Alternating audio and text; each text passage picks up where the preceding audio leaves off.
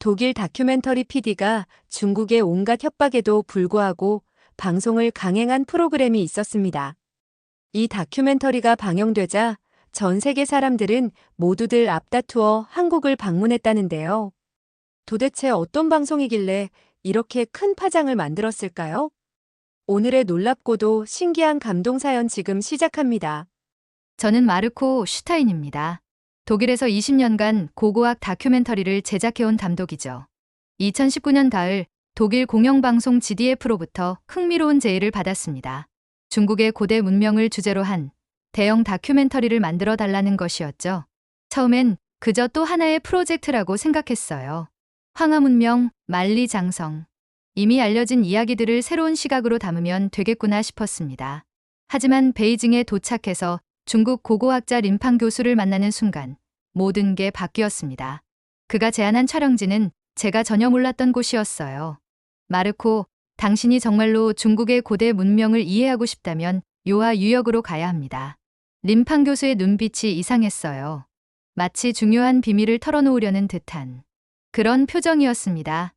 요하강, 만주 벌판을 가로지르는 이강 유역에서 발견된 고대 유물들은 정말 놀라웠습니다. 5,000년 전에 정교한 옥기들, 거대한 적석총, 그리고 신전 유적까지. 황하문명보다 무려 1,000년이나 앞선 문명의 흔적들이었어요. 카메라를 통해 바라본 홍산문화의 유물들은 숨이 막힐 정도로 아름다웠습니다. 특히 우아량 여신묘에서 발견된 여신상은 마치 5,000년 전 사람들의 영혼이 그대로 살아있는 것 같았어요. 이 문명이 중국 문명의 뿌리라고 보시나요? 제가 림팡 교수에게 물었죠. 그런데 그의 대답이 이상했습니다. 그렇게 말하고 있습니다. 뭔가 확신이 없어 보였어요. 촬영이 진행될수록 저는 묘한 느낌을 받기 시작했습니다. 분명 놀라운 문명의 흔적들인데 왜 이렇게 제한적으로만 설명되는 걸까요? 마치 누군가 보이지 않는 선을 그어놓고 그 안에서만 이야기하라고 하는 것 같았어요. 특히 이상했던 건 이 찬란한 문명을 만든 사람들이 정확히 누구인지에 대해서는 모호한 답변만 돌아왔다는 점입니다. 황제의 후예들이죠. 중화민족의 조상들이에요. 구체적이지 않은 대답들 뿐이었습니다. 그날 밤 호텔에서 촬영 영상들을 정리하며 저는 이상한 기시감을 느꼈어요. 어디선가 비슷한 유물들을 본 것 같은 그런 느낌 말입니다. 촬영 3일째 되던 날 림팡 교수가 저를 베이징의 작은 술집으로 데려갔습니다. 오늘은 카메라 없이 이야기해봅시다 라며 씁쓸하게 웃더군요. 몇 잔을 나누고 나서야 그의 진짜 속내가 나왔어요. 마르코, 당신은 순진합니다. 이 모든 발굴과 연구가 단순히 학문적 호기심 때문이라고 생각하세요? 저는 고개를 갸우뚱했죠. 그럼 뭐겠습니까? 동부공정이라고 들어보셨나요? 림팡 교수의 목소리가 갑자기 낮아졌습니다. 2002년부터 시작된 국가 프로젝트예요. 동북 지역의 모든 고대 문명을 중국사로 편입시키는 그 순간 제 머릿속에 번개가 쳤어요. 며칠 전부터 느꼈던 그 이상한 감정의 정체가 무엇인지 알 것 같았습니다.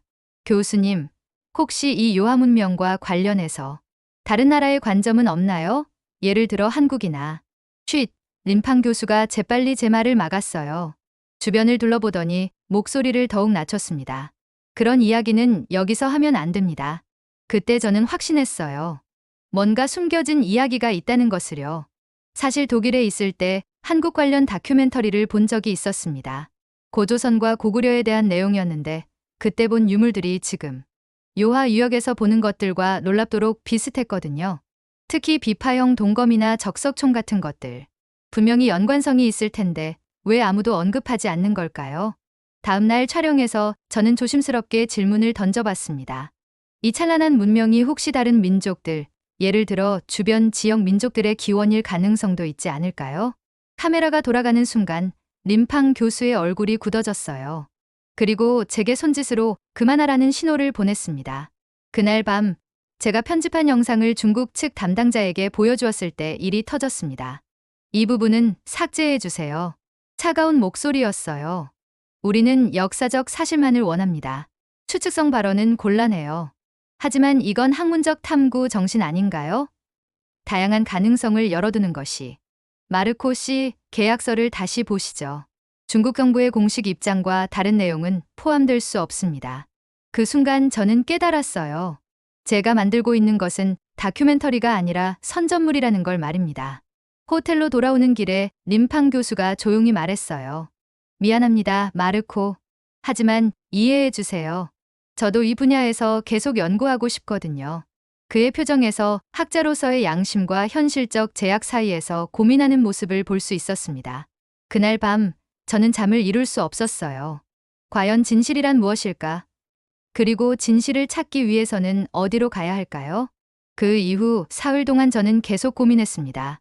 과연 이대로 중국에서 정해준 탁본대로 다큐멘터리를 만들어야 할까? 20년간 다큐멘터리 감독으로 살아오면서 제가 가장 소중히 여겼던 건 진실이었어요. 아무리 불편하고 복잡한 진실이라도 그것을 있는 그대로 기록하는 게 제일이라고 생각했습니다. 그런데 지금 저는 무엇을 하고 있는 걸까? 촬영 마지막 날, 림팡 교수가 저에게 조심스럽게 다가왔어요. 주변에 아무도 없는 것을 확인하고 나서 속삭이듯 말했습니다. 마르코, 정말 진실이 궁금하다면 한국에 가보세요. 한국요? 한국에는 오래전부터 요하 문명과 한민족 기원을 연결하려는 연구들이 있었어요. 물론 우리는 그것을 인정할 수 없지만 그의 목소리가 더욱 작아졌습니다. 하지만 학문적으로는 무시할 수 없는 증거들이 있다는 걸 저도 알고 있어요. 제 심장이 빨리 뛰기 시작했어요. 구체적으로 어떤 증거들 말인가요? 서울국립중앙박물관에 가보세요.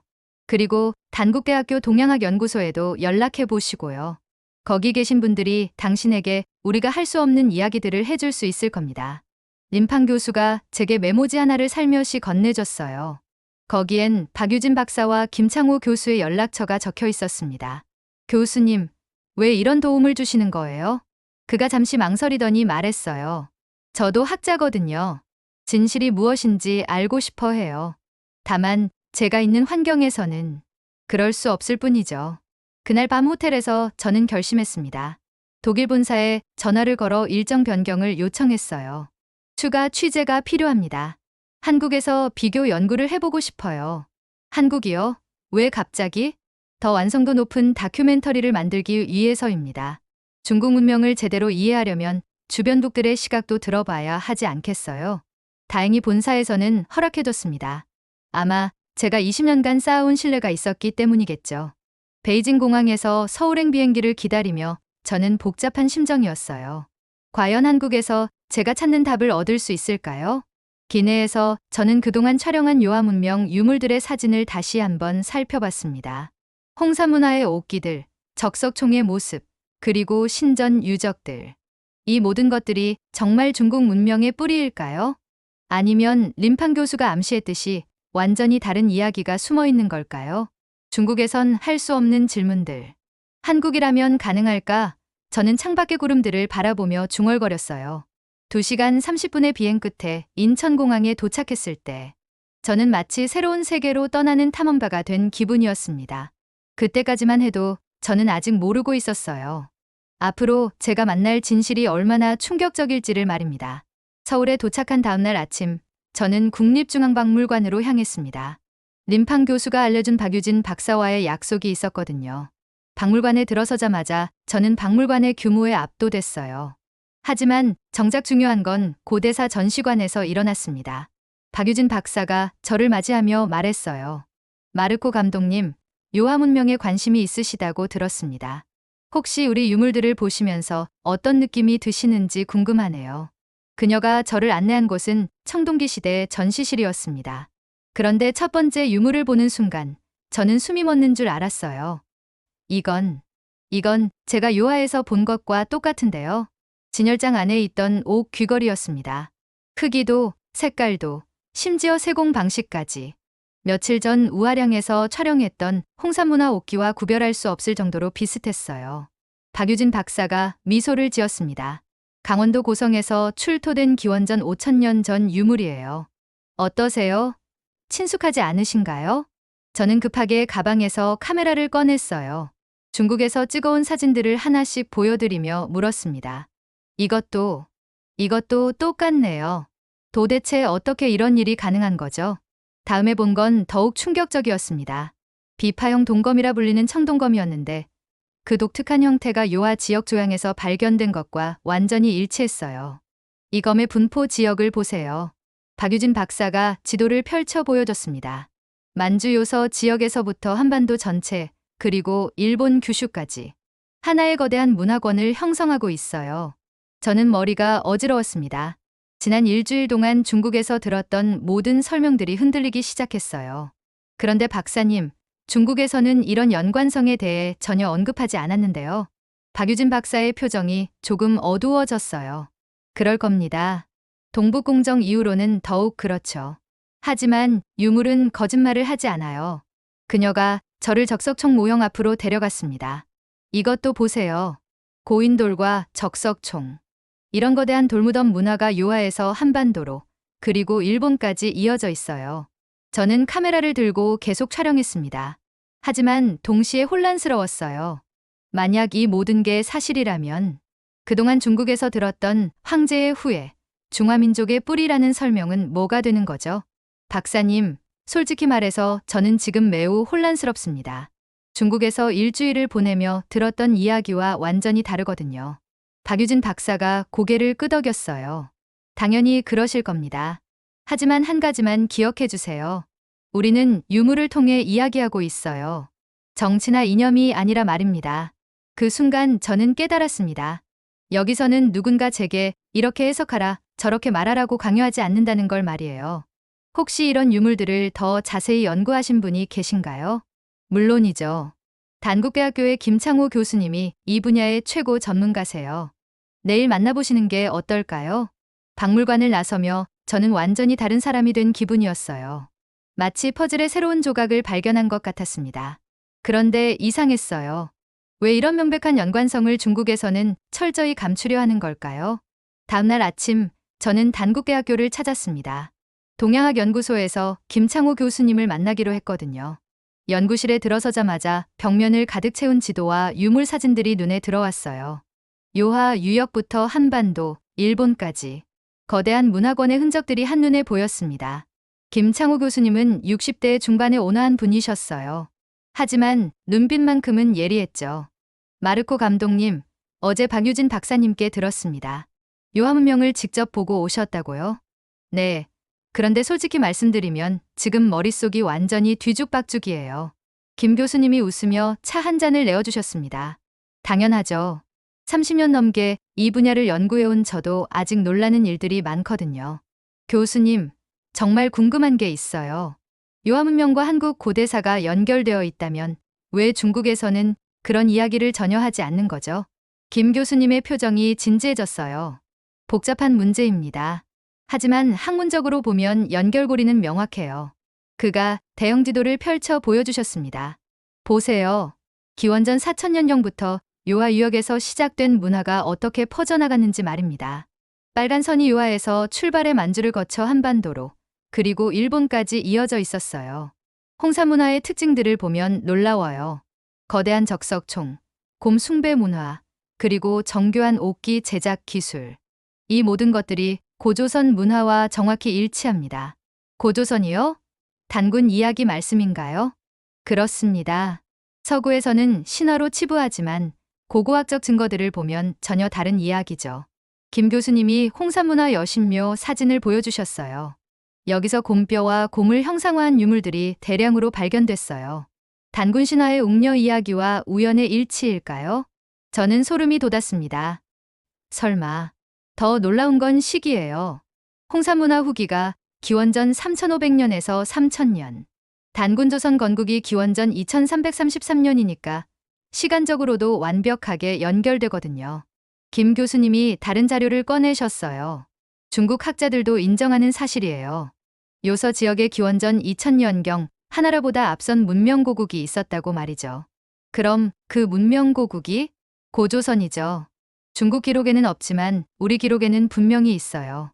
저는 흥분을 감출 수 없었어요.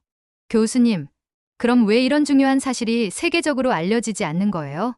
김 교수님이 잠시 망설이시더니 말씀하셨어요.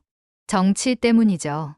동북공정이라는 게 단순히 고구려사만 왜곡하는 게 아니에요. 동북아시아 전체 고대사를 중국사로 편입시키려는 거대한 프로젝트거든요. 그럼 진실은 어떻게 되는 거죠? 진실은 하나예요. 요하문명을 주도한 세력이 나중에 한반도로 내려와 고조선을 세웠고 그것이 바로 우리 민족의 뿌리라는 겁니다. 김 교수님이 제 어깨에 손을 올리며 말씀하셨어요. 마르코 감독님, 당신이 지금 목격하고 있는 건 단순한 학술 논쟁이 아니에요.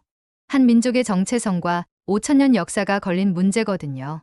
그 순간 저는 깨달았습니다. 제가 한국에서 만나고 있는 건 검열이나 왜곡이 아니라 진실을 향한 순수한 학문적 열정이라는 걸 말이에요. 교수님, 한 가지 더 물어볼게요. 한국은 왜 이렇게 열린 태도로 진실을 마주하고 있는 거죠? 김 교수님이 미소를 지으셨어요. 우리에게는 숨길 게 없거든요. 진실이 밝혀질수록 우리에게 유리하니까요. 한국에서의 취재를 마치고 호텔로 돌아온 저는 흥분을 감출 수 없었어요. 지난 이틀 동안 촬영한 영상들을 정리하며 편집 초안을 만들어 독일 본사로 보냈습니다. 제목도 새로 정했어요. 잃어버린 문명의 진실 유화에서 한반도까지.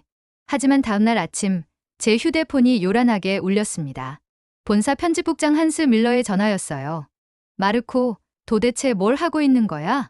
목소리부터 심상치 않았어요. 무슨 말씀이신지요? 자네가 보낸 영상을 봤어. 이게 뭐야? 우리가 의뢰한 건 중국 고대 문명 다큐멘터리였는데 한국 이야기가 왜 이렇게 많이 나와? 한스, 진실을 발견했어요. 유화 문명이 단순히 중국 문명이 아니라는 걸 말입니다. 진실이라고? 마르코, 정신 차려. 우리 방송사가 중국과 얼마나 많은 사업을 하고 있는지 알고 있어. 그 순간 저는 섬뜩함을 느꼈어요. 설마 그것 때문에 역사를 왜곡하다는 건 아니겠죠? 왜곡이 아니야. 현실적 판단이라고. 중국 시장에서 우리가 얼마나 큰 수익을 올리고 있는데 이런 민감한 내용을 방송할 수는 없어. 전화 너머로 들리는 한스의 목소리가 점점 차가워졌어요. 마르코, 한국에서 촬영한 부분은 모두 삭제해. 그리고 원래 계획대로 중국 문명의 위대함을 부각시키는 방향으로 편집하라고. 그럴 수는 없어요. 이건 명백한 검열이에요. 검열이 아니라 편집 방향 조정이야. 자네가 20년간 이 일을 해오면서 이런 건 처음이 아니잖아. 맞는 말이었어요. 과거에도 정치적, 상업적 이유로 일부 내용을 수정한 적이 있었죠. 하지만 이번은 달랐어요. 그날 밤 저는 잠을 이룰 수 없었습니다. 김창우 교수님이 마지막에 하셨던 말씀이 계속 머릿속을 맴돌았어요. 한 민족의 정체성과 5천년 역사가 걸린 문제. 다음날 아침 예상치 못한 전화가 걸려왔어요. 림팡 교수였습니다. 마르코, 괜찮습니까? 목소리가 떨리고 있었어요. 무슨 일이세요? 중국 정부에서 당신의 한국 취재에 대해 알고 있어요. 조심하세요. 협박인가요? 협박이 아니라 경고예요. 당신이 만들고 있는 다큐멘터리가 우리에게는 매우 민감한 문제거든요. 림팡 교수의 말을 듣고 나니 상황이 더욱 복잡해졌어요. 독일 본사의 압박과 중국 정부의 견제. 그날 오후 저는 서울 한강변을 걸으며 생각에 잠겼습니다. 20년간 다큐멘터리 감독으로 살아오면서 가장 중요하게 여겼던 가치가 무엇인지 되돌아봤어요. 그때 김창호 교수님께서 보내주신 문자 메시지를 받았습니다. 마르코 감독님, 진실은 언젠가 밝혀지게 되어 있어요. 그게 역사니까요. 용기를 내세요. 그 순간 저는 결심했습니다. 호텔로 돌아와 한스에게 전화를 걸었어요. 한스, 죄송하지만 당신의 요구는 받아들일 수 없어요. 뭐라고? 저는 역사를 편집하러 온 게 아니라 기록하러 왔어요. 20년간 제가 지켜온 원칙을 이제 와서 버릴 수는 없습니다. 마르코, 정말 이럴 거야? 경력에 치명적일 수 있다고. 그렇다면 받아들이겠어요. 하지만 진실만큼은 포기할 수 없어요. 그날 밤 저는 완전히 새로운 계획을 세웠습니다. 독일의 다른 방송사들, 특히 학술 다큐멘터리 전문 채널들의 연락을 취하기 시작했어요. 과연 제 선택이 옳았을까요? 아직은 알 수 없었습니다. 하지만 한 가지는 확신했어요. 진실을 외면하는 순간 저는 더 이상 진정한 다큐멘터리 감독이 아니라는 걸 말입니다. 한국에서 독일로 돌아온 저는 곧바로 작업에 착수했습니다. GDF와의 계약은 파기됐지만 다행히 아르테 채널에서 관심을 보였어요. 유럽의 대표적인 교양 다큐멘터리 전문 채널이었죠. 흥미로운 주제네요, 마르코. 하지만 정말 확신하시나요? 아르테의 편성 책임자가 물었어요. 100% 확신합니다. 이건 단순한 역사 논쟁이 아니라 진실을 향한 여정이에요. 3주 동안의 집중적인 편집 작업이 시작됐습니다. 저는 중국에서 촬영한 요하문명 유적들과 한국에서 본 유물들을 교차 편집했어요. 시청자들이 직접 비교할 수 있도록 말이죠. 가장 중요한 건 제목이었어요. 여러 안을 고민하다가 최종적으로 정했습니다. 이진강, 두 개의 기억, 요하와 한민족. 편집을 하면서 저는 놀라운 사실을 다시 한번 확인했어요. 5,000년 전 홍산문화의 옥기와 한국 고성에서 나온 옥 귀걸이가 정말 구별할 수 없을 정도로 똑같았거든요. 특히 인상적이었던 건 김창호 교수님과의 인터뷰 장면이었습니다. 유물은 거짓말을 하지 않습니다. 정치나 이념과 관계없이 5,000년 전 이 땅에 살았던 사람들의 진실을 그대로 보여주고 있어요. 다큐멘터리는 이런 구성으로 완성됐어요. 일부에서는 제가 중국에서 경험한 요하 문명의 놀라운 발견들을 보여줬습니다. 하지만 동시에 느꼈던 의문점들도 솔직하게 담았어요. 2부에서는 한국에서의 충격적인 발견들, 박유진 박사와 김창호 교수님의 설명을 통해 요하 문명과 고조선의 연관성을 차근차근 풀어갔죠. 3부에서는 중국의 동북공정과 역사 왜곡 시도, 그리고 진실을 찾기 위한 학자들의 노력을 대비시켰습니다. 방송 일주일 전 예상치 못한 일이 벌어졌어요.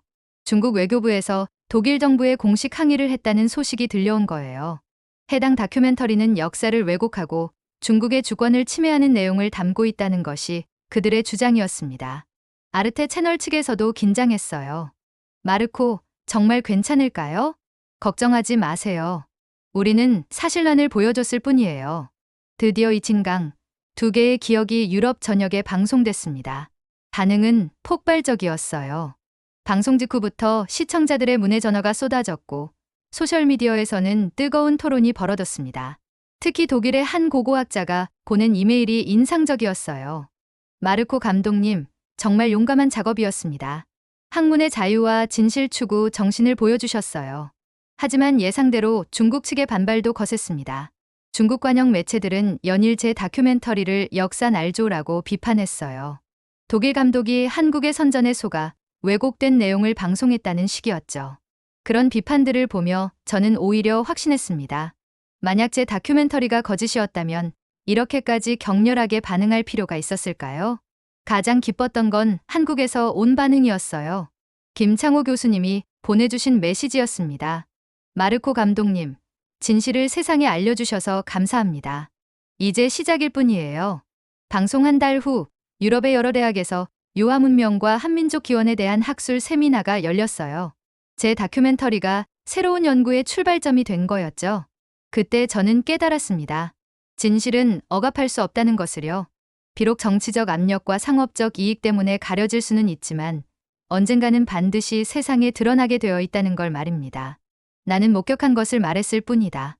이것이 제가 모든 비판에 대해 한 유일한 답변이었어요.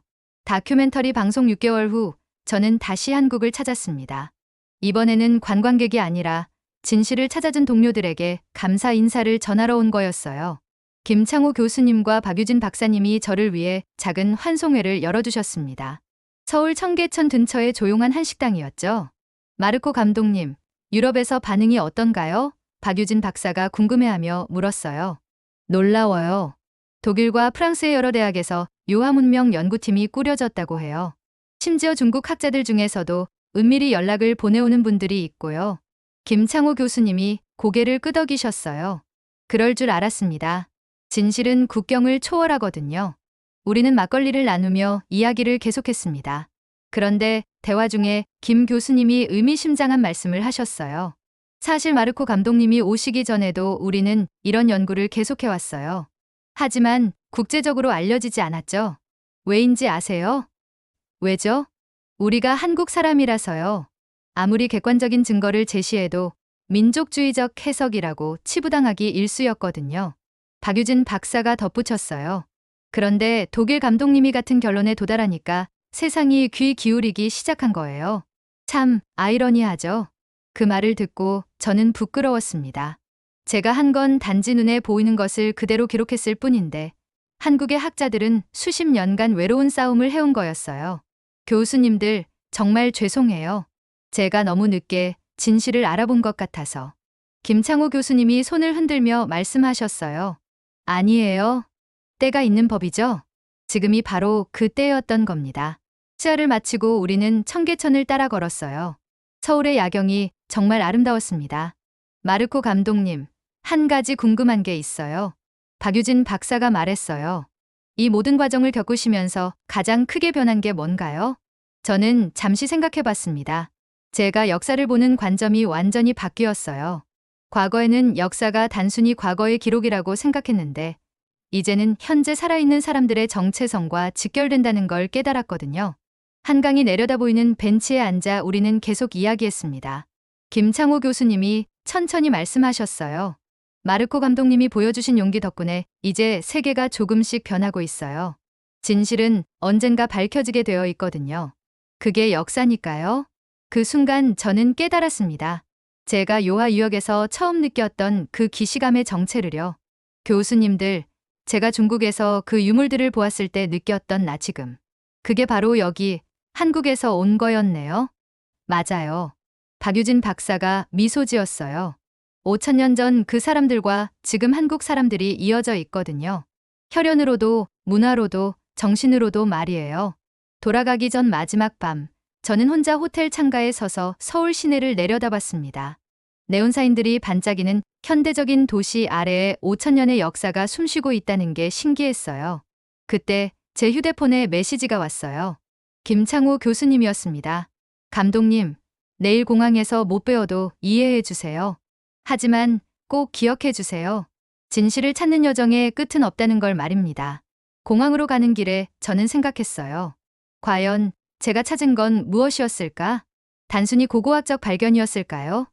아니면 역사적 진실이었을까요? 아니에요. 제가 발견한 건 이보다 훨씬 더 소중한 것이었어요. 바로 한 민족이 5,000년 동안 지켜온 정체성이었습니다. 그리고 그 정체성을 지키기 위해 묵묵히 연구하고 노력해온 사람들의 의지였어요.